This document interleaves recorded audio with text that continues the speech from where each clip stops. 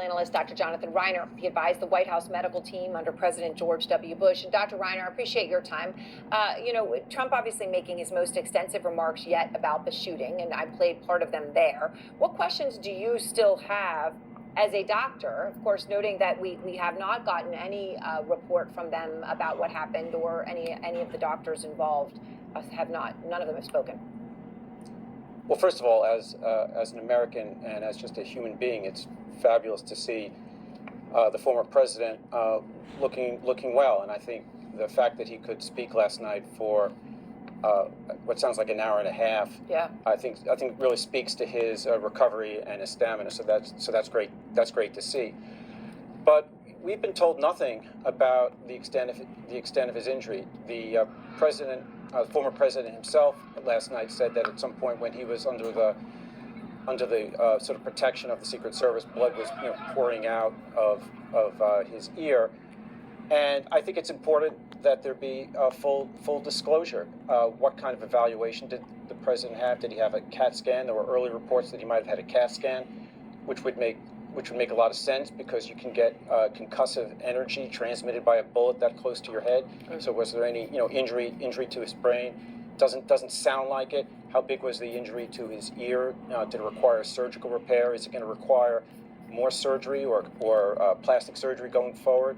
Is he going to need to take time off from the campaign to do that? So these are all important questions. But it speaks to this bigger issue as to, I think the public needs to understand that if something happens to one of our leaders, we're going to be told. And we know nothing about his health. There have been questions about the current president's health. And it doesn't cover me with confidence to see the president get an apparent, impact from a high, velocity projectile, and then we learn nothing about the medical evaluation. Right, and he a few hours after the assassination attempt, he posted, "I knew immediately something was wrong. I heard a whizzing sound, shots, and I immediately felt the bullet ripping through the skin."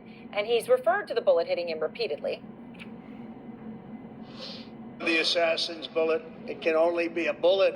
If I had not moved my head at that very last instant, the assassin's bullet would have perfectly hit its mark. The assassin's bullet came within a quarter of an inch of taking my life. And Dr. Reiner, the Secret Service, as of tonight, hasn't confirmed or denied whether a bullet hit him. Obviously, he was hurt. But when you talk about a concussive energy, the damage it can do to your brain, right? Somebody who wants to be president, what hit him and how it hit him and what it did to him is very important. Is it not? Well, I think the overall status of the former president after an injury is important to understand. If he had a more significant injury than just the bullet grazing his ear, does he need to take time off? Maybe he should take some time off. We don't know. Look, if a candidate suddenly was drenched in sweat and grabbed their chest and then was rushed to a hospital, and all that the public was told is, yeah, they're okay.